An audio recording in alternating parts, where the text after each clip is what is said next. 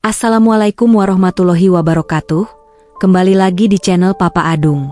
Tujuan saya adalah untuk memberikan wawasan dan inspirasi, bukan untuk menyinggung, menilai, ataupun menyudutkan siapapun. Saya berharap kisah ini dapat diambil sebagai pelajaran bersama. Sebelum memulai cerita, saya mohon keikhlasannya untuk subscribe, like, comment, and share. Saya doakan semoga Anda diberi rizki yang lancar. Arman adalah pria yang pragmatis. Baginya, kematian adalah akhir yang mutlak. Dinda meninggal dalam kecelakaan tragis yang membuat luka mendalam di hatinya. Tapi ia tidak percaya pada hal-hal mistis. Namun malam itu, saat melihat sosok Dinda berdiri dengan gaun putih yang lusuh dan rambut panjang yang berantakan, rasionalitasnya diuji. Apa ini? Halusinasi? Atau benar-benar dia? Fenomena 100 hari setelah kematian bukanlah hal baru dalam budaya Indonesia. Banyak tradisi yang meyakini bahwa roh orang yang telah meninggal tetap berada di sekitar keluarga mereka hingga waktu tertentu. Dalam beberapa keyakinan, hari ke-100 adalah momen penting di mana arwah benar-benar meninggalkan dunia ini. Apakah itu yang sedang terjadi pada Dinda? Arman bingung antara percaya atau menolak apa yang ia lihat. Pekarangan rumah Arman terasa berbeda malam itu. Angin dingin menyelimuti, membawa aroma tanah basah yang menusuk hidung. Langit gelap tanpa bintang, dan hanya suara jangkrik yang mengiringi momen menegangkan itu. Ketika ia mencoba mendekati sosok Dinda, langkahnya terasa berat, seperti ada yang menahannya. Dinda hanya berdiri diam, menatapnya dengan mata yang kosong, namun penuh dengan cerita yang tak terucap. Arman mengingat kembali saat terakhir ia bersama Dinda sebelum kematiannya. Mereka berbicara tentang banyak hal, termasuk tradisi doa 100 hari yang dianggap penting oleh mendiang istrinya. Kalau aku pergi duluan, jangan lupa ya, doakan aku sampai 100 hari, kata Dinda dengan senyum khasnya.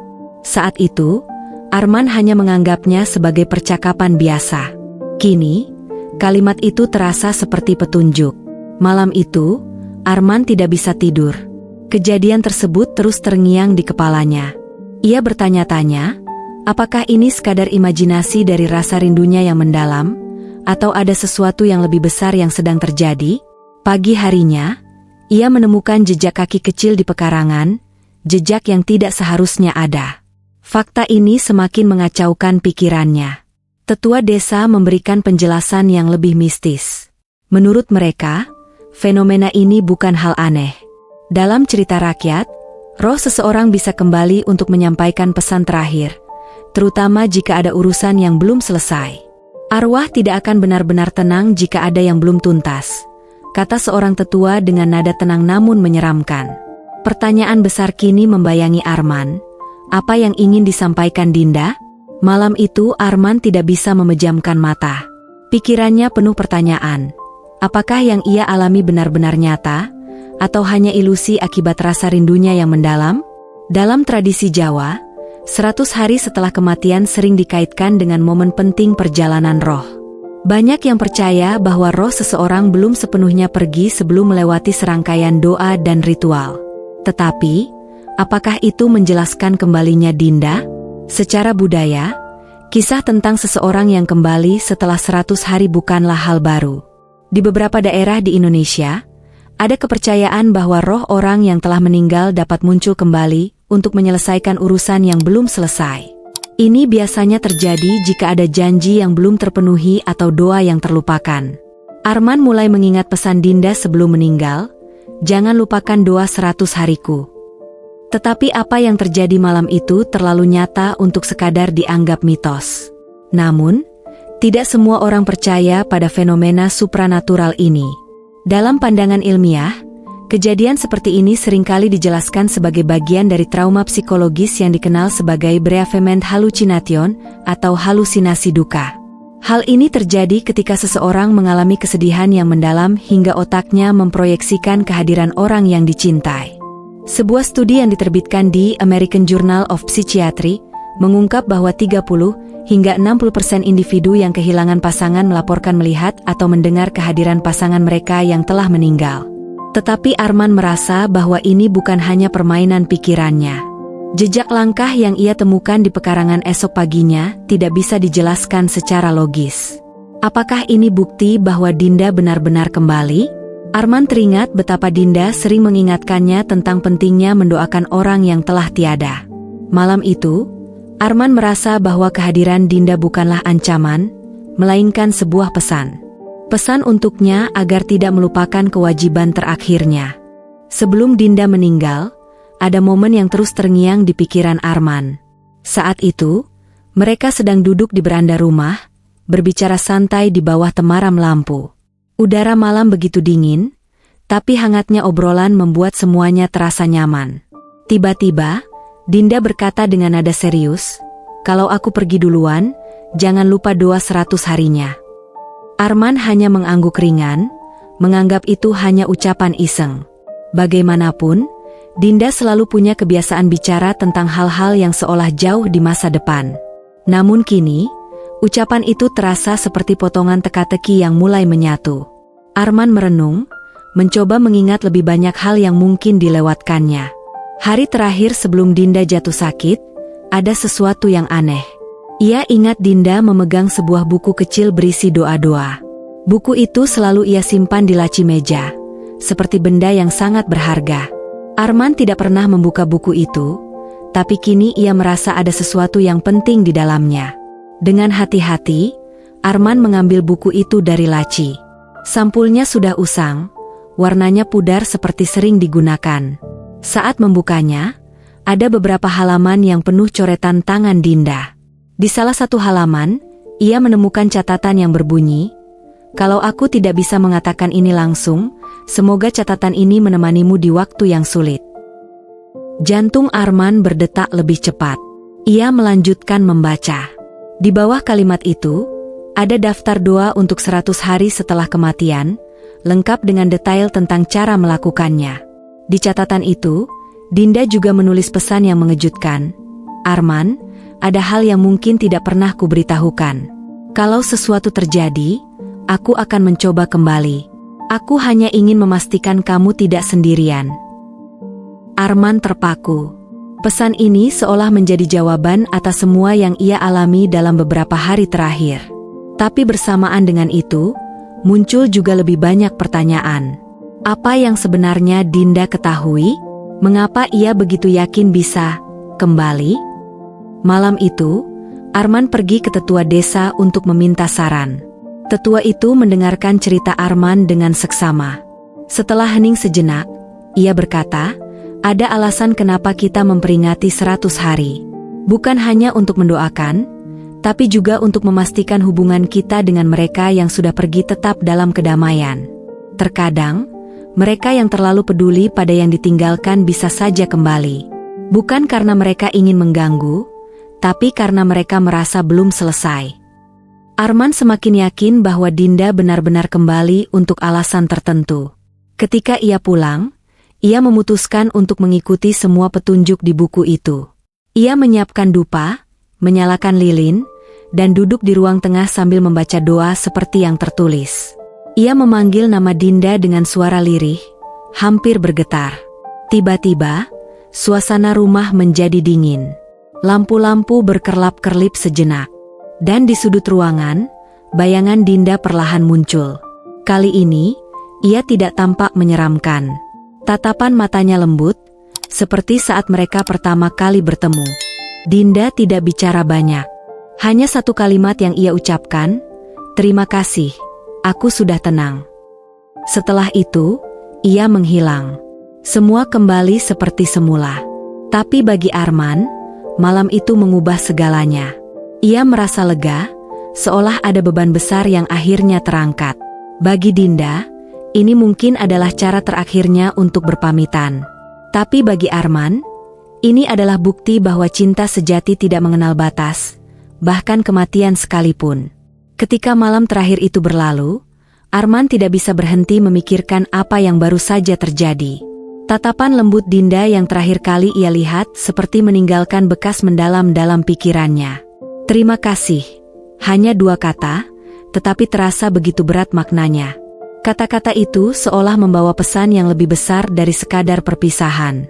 Arman mulai merenung. Mungkin, cinta yang ia dan Dinda miliki adalah sesuatu yang tak bisa diukur dengan logika semata. Ia teringat bagaimana Dinda selalu menemaninya di saat-saat sulit, menjadi penopang hidupnya ketika dunia terasa terlalu berat untuk ditanggung sendiri. Dan kini, meski Dinda telah tiada, ia tetap merasa istrinya ada di sana, di suatu tempat yang tidak bisa ia lihat, tetapi bisa ia rasakan. Tetua desa pernah mengatakan, roh yang datang setelah 100 hari biasanya hanya punya satu tujuan, menyampaikan sesuatu yang penting. Namun bagi Arman, apa yang penting itu bukanlah pesan tersembunyi yang sulit dimengerti, melainkan, kehadiran Dinda di malam-malam itu adalah caranya menunjukkan bahwa cinta mereka tak pernah berakhir, bahkan setelah kematian. Namun, ini juga mengajarkan Arman sesuatu yang lebih besar, tentang perpisahan dan penerimaan. Ia sadar bahwa dalam hidup, perpisahan adalah sesuatu yang tak terelakkan. Tetapi perpisahan tidak selalu berarti kehilangan sepenuhnya. Kadang, orang yang kita cintai tidak benar-benar pergi. Mereka hidup dalam kenangan, dalam jejak-jejak kecil yang mereka tinggalkan dalam hati kita. Dan mungkin, itu sudah cukup. Sejak malam itu, Arman merasa lebih damai. Ia tidak lagi merasa dihantui oleh kesedihan mendalam seperti sebelum Dinda muncul. Sebaliknya, ia merasa diberi kesempatan untuk mengucapkan perpisahan dengan cara yang tidak semua orang bisa dapatkan. Aku akan menjalani hidupku dengan baik, Dinda, bisiknya suatu malam sambil menatap bintang. Ia percaya bahwa di tempat yang jauh, Dinda mendengarnya. Namun, kisah ini juga membuat Arman berpikir lebih dalam tentang dunia yang tak terlihat.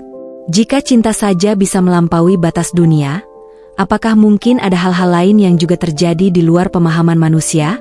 Ia mulai membuka pikirannya pada berbagai kemungkinan, mencoba mempelajari hal-hal yang dulu ia anggap hanya mitos. Tidak untuk mencari jawaban, tetapi untuk menghormati apa yang tidak bisa ia jelaskan. Tetangga-tetangganya yang mendengar cerita ini memiliki pendapat beragam. Ada yang percaya bahwa ini adalah berkah dari Tuhan, kesempatan untuk mengucapkan perpisahan terakhir. Ada juga yang menganggap ini sebagai efek trauma yang menciptakan halusinasi. Namun Arman tidak peduli dengan penjelasan apa yang benar. Baginya, yang paling penting adalah perasaan tenang yang kini ia rasakan. Dari peristiwa ini, ia belajar bahwa kehilangan adalah bagian dari kehidupan. Tetapi bagaimana kita menerima dan menghormatinya adalah hal yang membuat kita tetap kuat. Ia belajar bahwa cinta sejati tidak berhenti hanya karena waktu atau kematian.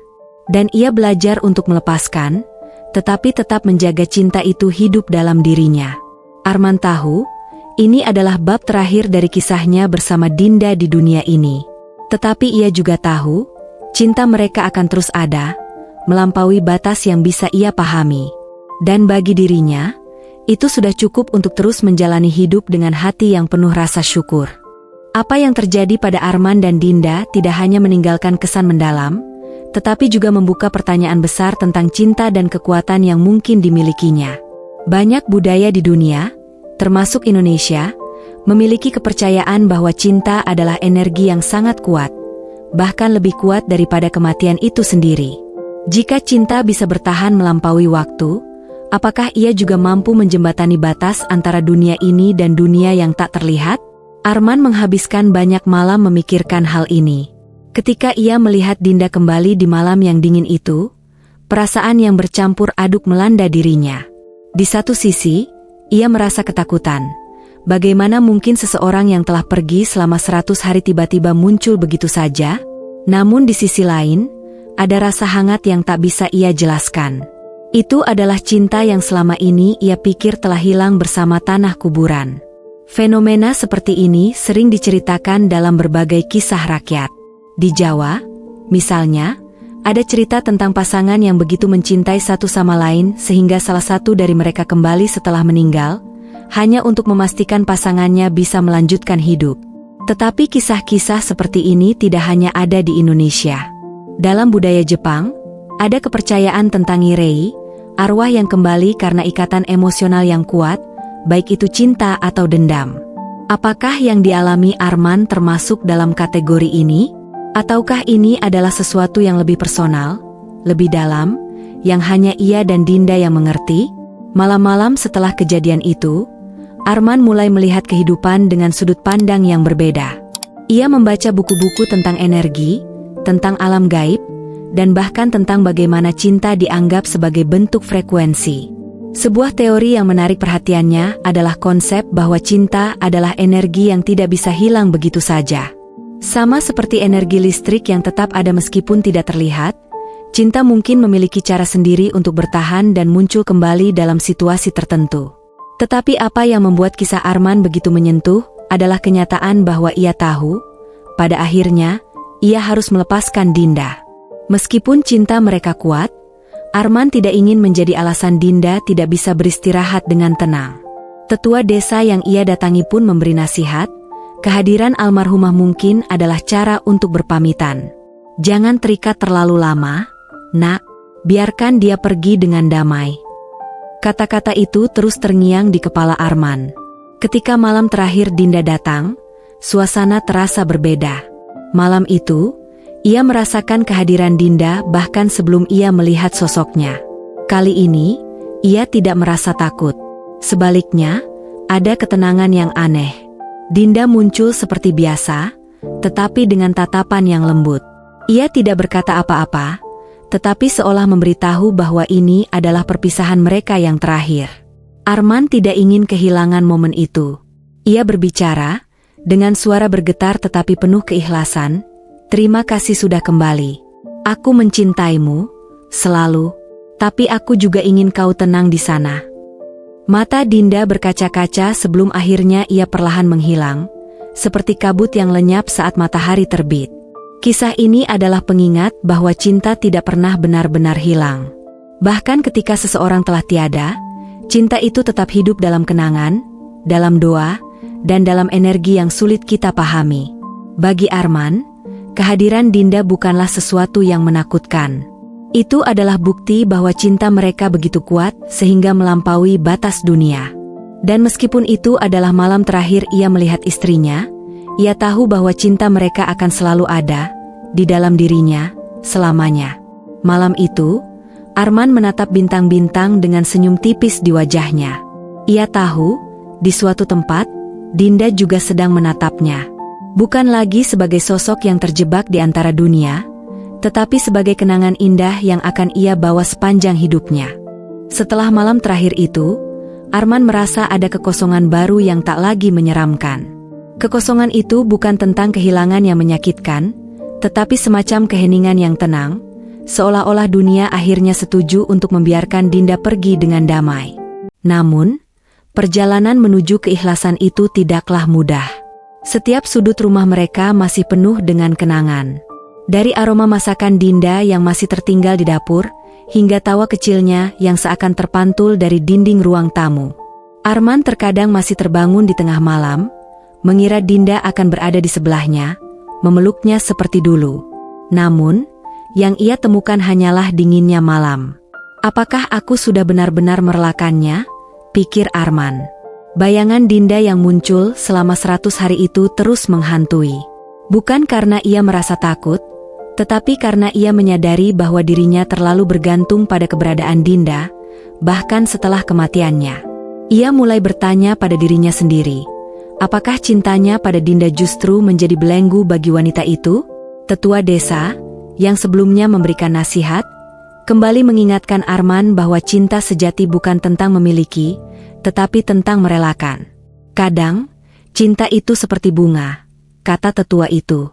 Jika kau genggam terlalu erat, ia akan layu.